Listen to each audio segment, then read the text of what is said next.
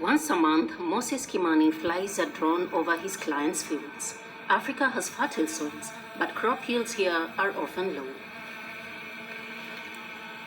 This technology could change that.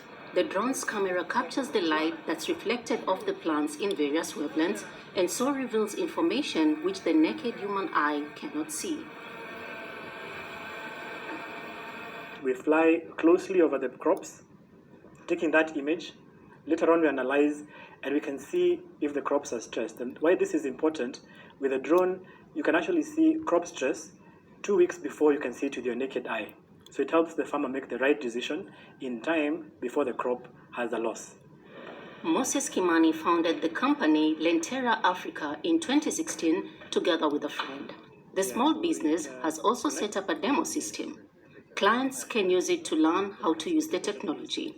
This sensor measures the temperature, humidity, and soil moisture at various layers. A special app developed by the startup then transmits the data free of charge to a cell phone.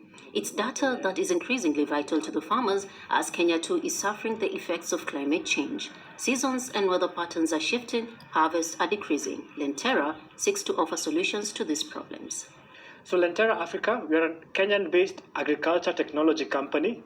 We enable farmers adapt to climate change and increase their yields through precision agriculture, through climate-smart inputs, and through conservation agriculture.